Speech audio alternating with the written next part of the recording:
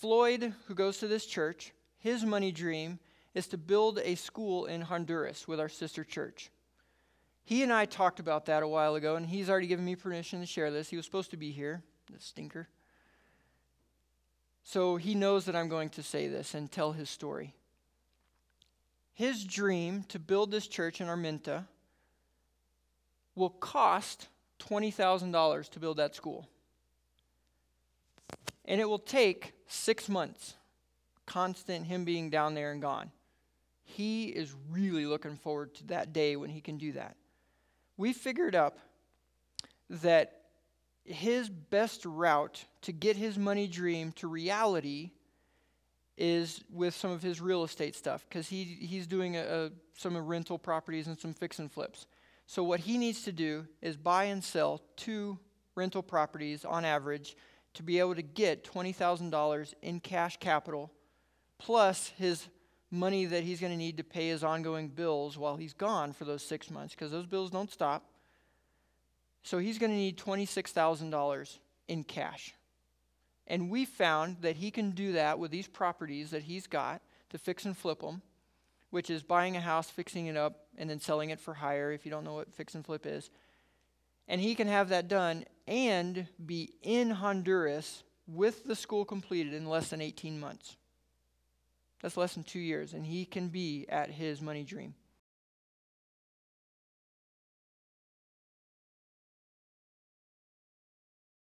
Did you know you are special for 3 reasons? Only 40% of adults know their credit score. Only 20% of adults look at their credit report each year. And only 3% of adults know what to do to raise their credit score. Not knowing your credit score is costing you thousands of dollars. Everything from your auto insurance to your job depends on your credit score. You are about to discover some simple tricks that will set you apart from the rest of the world. At the end of this video, you will find instructions on how to claim your free gift. I differ with some of the other financial gurus that are out there, especially in the Christian world, because they say credit score doesn't matter. This is proof that it does matter. And I do every single day that it does matter. Ask your insurance agent if your credit score matters. You can't drive a car without insurance. So your credit score. Everyone in here, whether you like it or not, you got a credit score. Do you know this? Yes. Why do you have a credit score? What is a credit score? A credit score is a number that the financial institutions put on you so that we know the likelihood that you're going to pay back the debt in which you were given. That's the number. The higher the number, the more likely you're going to pay it back on time. The lower the number, the more likely you're not going to pay it back on time. Next slide, please. So the credit bureaus, there's 3 major ones. There's Equifax, Experian, and TransUnion. So an example, in my industry, I'm a mortgage loan originator again. If you have a 740 credit score, you would get a loan rate, percentage of your loan there, and you would get that at 4%, and you would actually get a credit of $848. And so your payments would be $952 a month. High credit score, you get a credit for having that credit score. Slightly lower credit score at 680, your rate goes up to 4.125%, and you actually have to buy that rate. It costs you money to get that rate, around $1,278. And your payment also goes up. Go even lower than that, 640, you're really going to pay for that rate at 4.375%, and you're going to have to pay $3,500 just to get that rate with a 640 credit score. So, simple and simple, high credit score, low cost. Low credit score, high cost. Simple or simple, yes? Okay.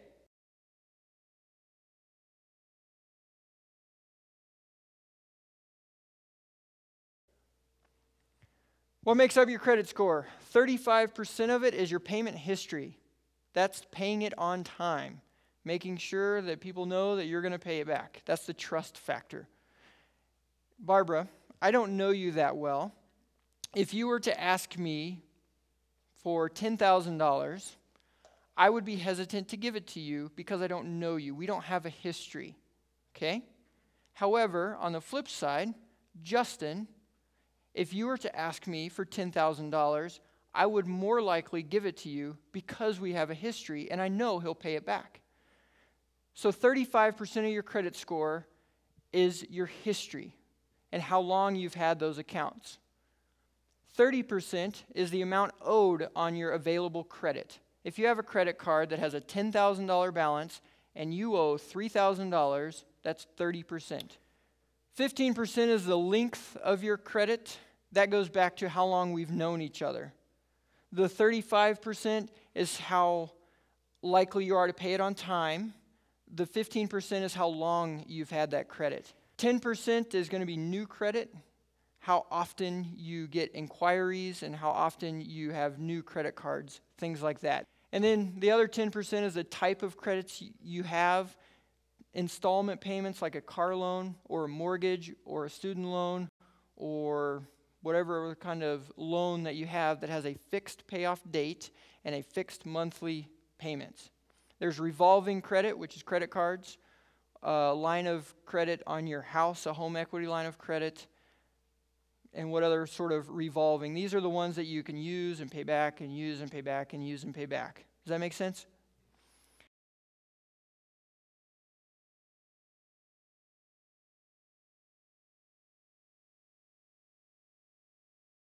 The revolving credit. Ideally, you want to have less than 30% balance of your total available credit on there. Under 30%. More than 30%, it hits you with some of that points. It takes away. And I've had way more times than I can even count, how often we just do a quick calculation to get them under that. And I have some software at work that I use, and it'll hit them with 30, 40 points just like that for getting under that 30% mark on their credit. And this is each credit card, not total. So each credit card needs to be under 30% of its total available credit. One trick that we use that costs you nothing. Okay, so if you have $2,000 credit card and you have a balance of $1,000, okay, you're at 50%. Everybody with me at this point? You could either pay that credit card down to around $600, and that'll get you under the 20%, or you can call your credit card company up and ask them to increase your limit to $3,000. That gets you under that 30%. That's a free way to do it, to increase your credit score.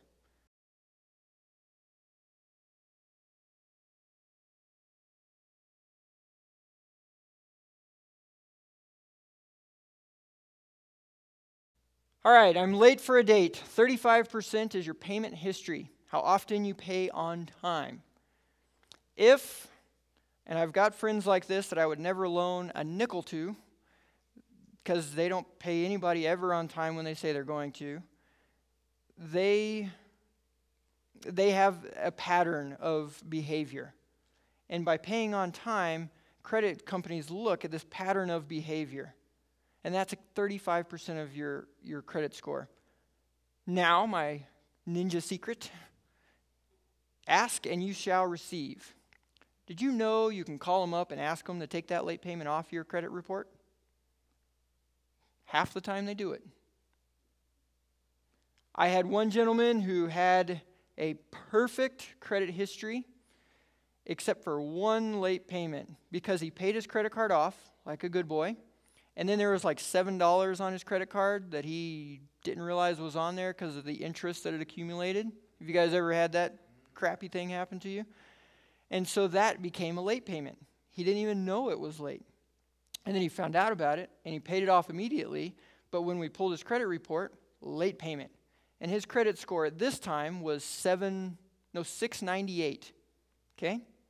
We called said, take this thing off, because it had been the only time it had ever happened. So they were like, well, sure, Mr. Smith, we love you so much. You've been with us so much. We'll be glad to do this for you. His credit score went from a 698 to an 801. It was over 100 point difference with that one thing. Crazy how that works. Credit or your payment history is huge. So my ninja secret is to call and ask. The worst they can do is say no, and you'll be in the exact same spot where you're at now. What do you got to lose? Call and ask.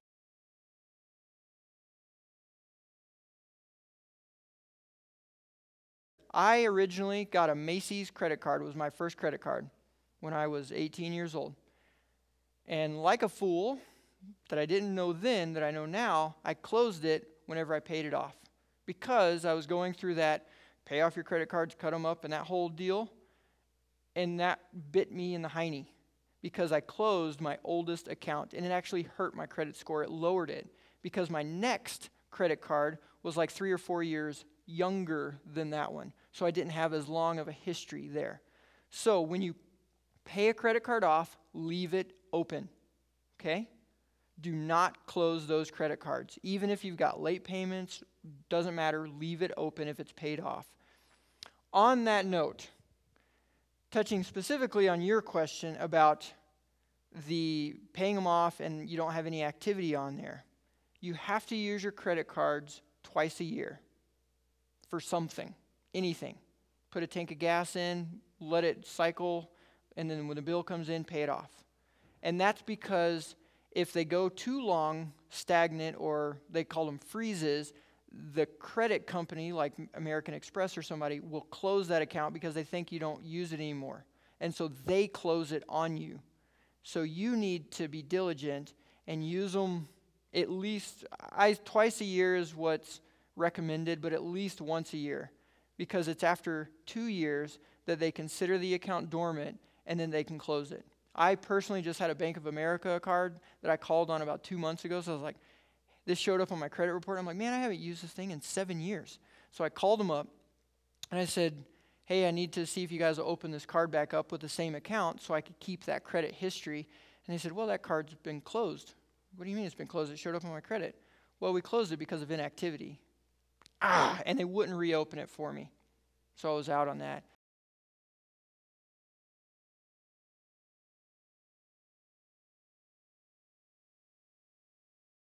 All right, this is my favorite little trick here that even I didn't know up until about 6 months ago. You can alter the space-time continuum. What I mean by that is that, did you know that if I was your son or your brother, some immediate family member, you could put me on your credit card as a joint owner, and I would automatically get all of your credit history as though it were my own. That is pretty cool. We do this a lot with husband and wives. One person or the other will either be the person that has never had a credit card, never wanted a credit card, never needed a credit card, still doesn't want a credit card, and then the other person has always had credit cards and uses them like they're going out of style. But they pay on time. And so what we do is we ask the one spouse, we say, do you trust this person over here to have access to your credit?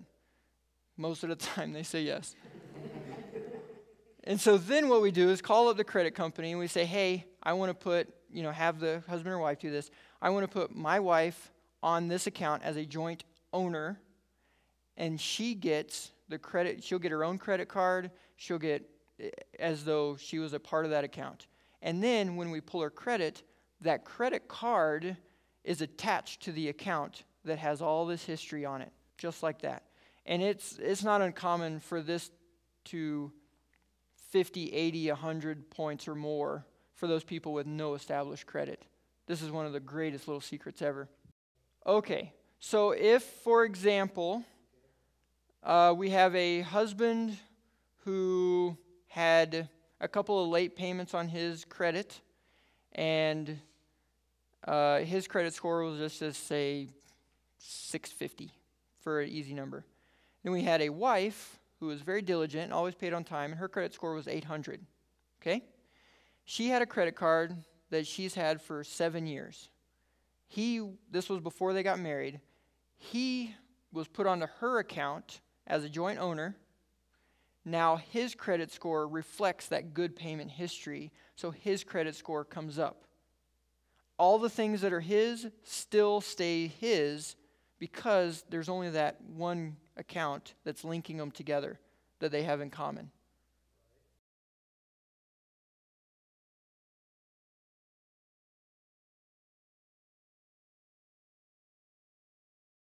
There is something that you can do to buy credit. I personally am not sure where I sit on this as far as the ethicalness of it, but you can buy credit. There are companies out there. Myself, I have good credit history. I can take my credit history and sell it to you, pick on you, if you have bad credit history or no credit history, just the same way as the joint owner did. It's the same thing, except you don't have access to use my credit. It only shows up on your credit report. Okay? This is called piggybacking. The other flip side is if I have bad credit and you have really good credit, you're part of this business that sells credit. I come to you and say, yes, I want better credit. And they say, well, we've got this person with this. I say, okay, great. I'll pay whatever they choose to charge me. And then I am attached to your account as an authorized user. So what that means is that I can use that, but I don't actually get the card. I don't get the bills. I don't get any of that stuff, but I'm still attached to your credit, that credit card account. And in the mortgage industry, when we see authorized user, it's okay if it's one or two credit lines, but we just had a client just this past week that's all she had on there was authorized user stuff. And we said, we're not going to accept it. We had to do a supplement to get all that stuff removed and find out who she really is, to find out what the real story is. Now, I do have an authorized user account. I have a business partner, and we have a credit card that we use for the business. I'm an authorized user on that account. That's fine.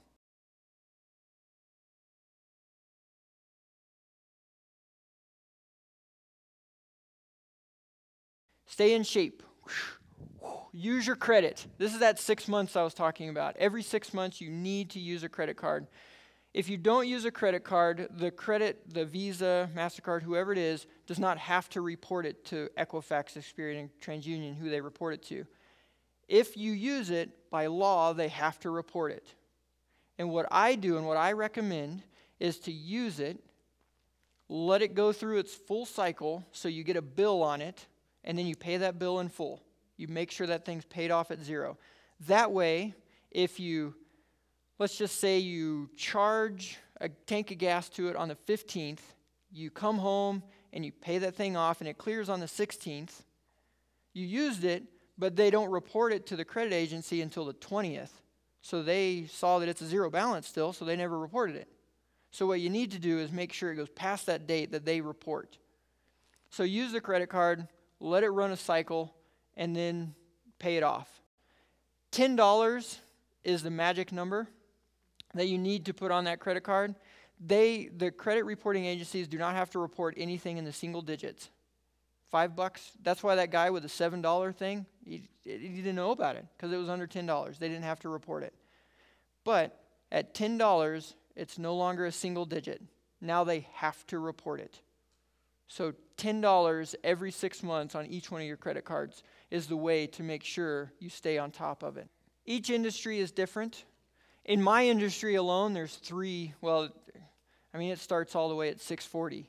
There's different stages you get to with the different pricing. Remember that model we talked about where at 740 you have one price, at 680 you have another price, and so on? It's the same thing.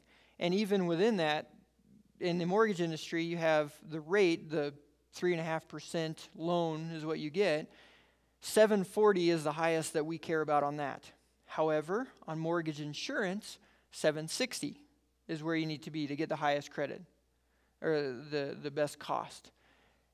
Your car insurance is all done on your credit.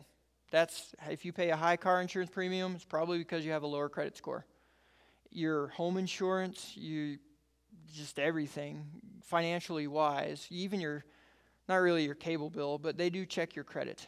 even getting cable TV, they check your credit. Your jobs now, many employers check your credit. Mine did.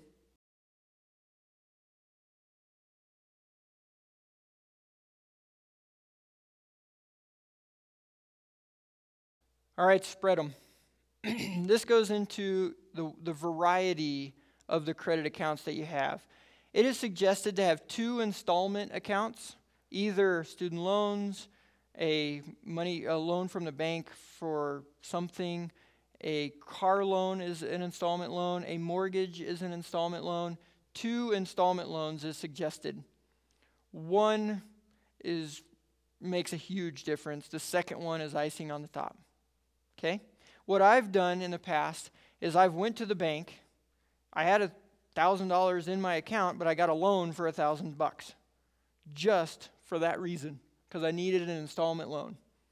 And then every month you just pay it and you pay it, and you give it 2 years. Say if you get a 5-year loan, which is kind of rare these days for that small of a loan, you just pay the thing off on time until the end of it. And that's what you have to do.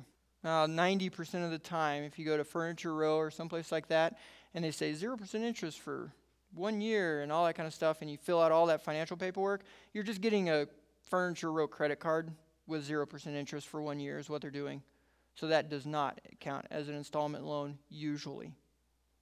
However, if you go to a car place and you go to buy a car and they give you, well, it's usually a fixed rate over the 5 years. Usually it's a 0% loan for 5 years. That does count as an installment loan. So 2 installment loans, and it's recommended to 2 to 3 revolving accounts. These are your credit cards. 2 is a minimum because they want to make sure, and I'm speaking from the bank's view out, not reality most of the time, okay? So from the bank's view, they want to see that you can handle 2 credit cards so that you can make sure to pay off, because if they're going to give you a line, they're going to add to your credit. So you're going to be multiple creditors at that point. They want to make sure you can handle more than one account. 2 to 3 is where you need to be at. 3, I just say, is the magic number. You get more than 3, and then it just starts getting weird at that point. We had one lady that had, it was either 11 or 13 revolving accounts that she'd opened in the past 3 years. She'd go to Home Depot, and the people would say, you want to save 10% by opening a Home Depot card? Well, sure, 10% sounds great. Boop. Bam, she gets hit with a inquiry, and she gets a new line of credit on her credit card. You go to Kohl's, is famous for this. And we have a Kohl's card. Go to Kohl's, they say, you want to save 20% on your purchase today? Why, yes. And you're in our club, and you get special offers. Sign up today, and we'll give you a credit card. All right. And you get that, and then you get your credit card. So that's how you add up all those accounts. So 3 credit cards, revolving accounts, 2 installment loans. A mortgage is ideal for my situation because we are mortgage lenders. So if we know you've had a mortgage, a large debt, and you paid it off on time, that speaks volume to us.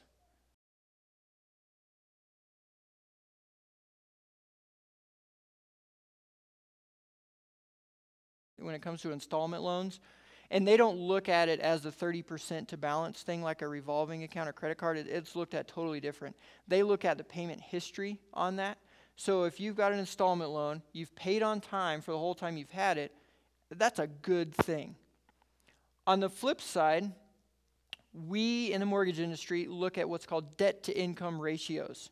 So if you have a whole bunch of student loans, and we have a doctor actually that they've got hundreds of thousands of dollars in student loans, and they're just starting their practice. They're making 80, 90 grand a year, but because of the debt on those student loans that are at 6%, they don't qualify for a $100,000 house because they don't make enough money for the amount that they're trying to finance because of all those student loans. So what we've done is we're actually using the snowball method to help him pay off all that student loan debt. And I think we calculated that in 6 months they'll be able to purchase, and in less than 7 years they'll have all that paid off, plus almost all of their house in that same amount of time, because of the income, if they stay with the disciplines they've used and not change their lifestyle.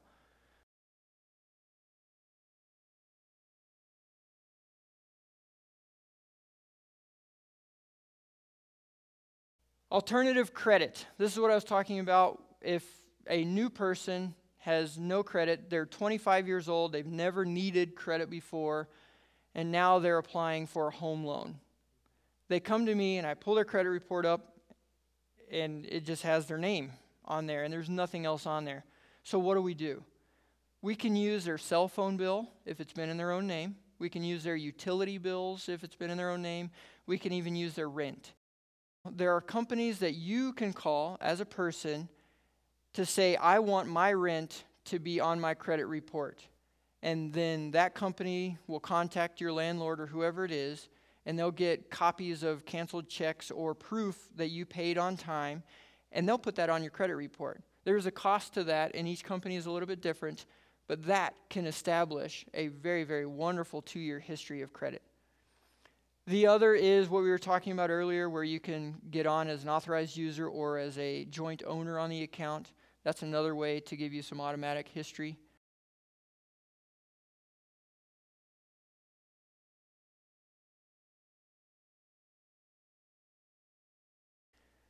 Disputes and correcting errors.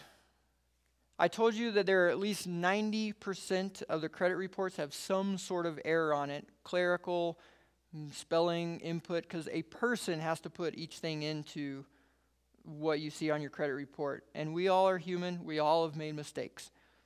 70% of those contain what I consider significant errors. Like the example I told you earlier about the couple, they had a credit card of $4,300 total credit available, or total credit, and their balance was $4,300. But in reality, it was $5,100 and $3,900. That to me is a significant difference. That changes the game when things like that come up. I highly, highly, highly recommend every single year you go to one of the websites and get your credit report. It is free, and you need to pull all 3 of them because each one has different information on it. Some of them, all 3 of them will have some of the same information, probably 70% of all the same information, but TransUnion, without doubt, is always the one that has the weirdest stuff on it. They're the ones that have parking tickets. If you've got a parking ticket from Denver, it only goes to TransUnion. It doesn't go to the other 2. That's one example of how all 3 of them are a little bit different. So you need to pull all 3 of them at least once a year and go through it with a fine-tooth comb to make sure that the stuff that's on there is accurate. Joan and Mike have a money dream of being missionaries in Cambodia. You don't know Joan and Mike. You'll never meet them because I made them up, so I can tell the story. They have a money dream of being missionaries in Cambodia. So their financial part of the money dream is to get rid of all their debt and to create passive income so they can live while they're over there and focus on what God has for them while they're still making money over here.